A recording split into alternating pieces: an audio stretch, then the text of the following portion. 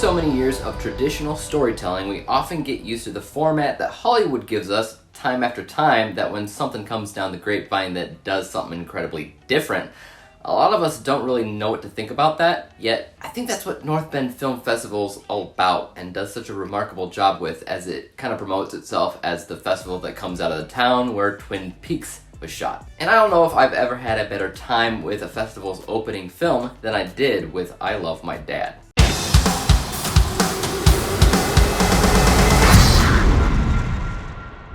I Love My Dad is a 2022 film written and directed by James Morosini, inspired by an event that actually happened in his life. In the film, Patton Oswalt plays Chuck, a father that has had a falling out with his son, played by Morosini, who has since blocked him on social media, won't return his calls, any of that.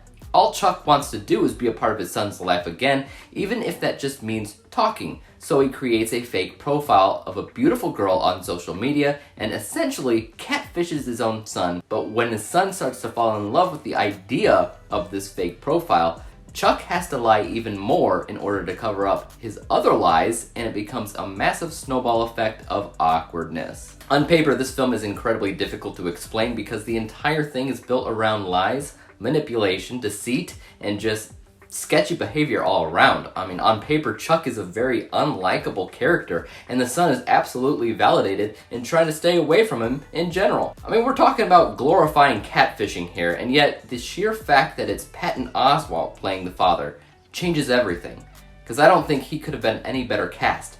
Patton was, is, and always has been a very likable, relatable, funny guy, and the same goes here, even though this is less slapstick and more of a black comedy variety, because the approach the film takes from your typical catfishing story to something much closer to home between a desperate father and his son is so messed up on so many different levels, and I feel guilty for saying it, but I loved it. I loved the approach, I loved the originality, the awkward humor, and I have to connect a majority of that to Oswalt's performance, and a shout out to the writer-director, who was also playing the son in the movie, and as somebody who has written, directed, and also played the main character in my own thing, that's no joke. It's incredibly challenging, but he absolutely killed it. In general, the concept of the film was insanely bold, just purely on how weird it truly is, but it's also remarkably honest about the flaws of humanity and how we all do stupid things, some more so than others. And basically, Chuck is a flawed human being. We know that from the start, not only catfishing his own son, but he created the profile based off of a woman that he actually met. And to get the photos of her, he stalked her real profile and essentially cloned it.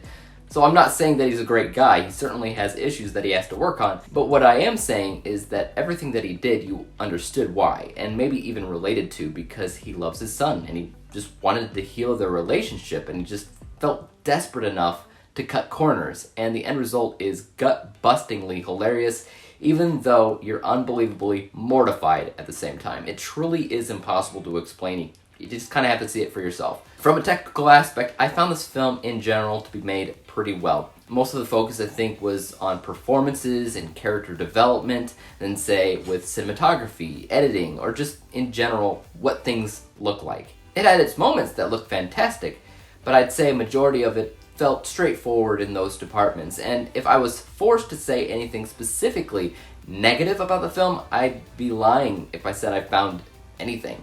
It may not be a perfect film all around, but I certainly can't find anything bad about it. All I can say here is that it won't work for everybody. Even me, I struggle a lot with black comedies because the niche it finds itself in is so subjective.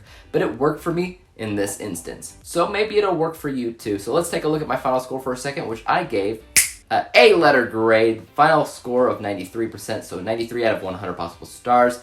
This was a combined score of the technical score, or what I call the unbiased score, of 88%, which in general just means that it's pretty darn good. But again, it's not perfect. And a personal bias score, or just what I, personally thought about it, 98%, because I honestly had a blast with it. Those two scores are where the overall 93% comes from. And so far this year, I Love My Dad has wound up in my top 3 of the year so far.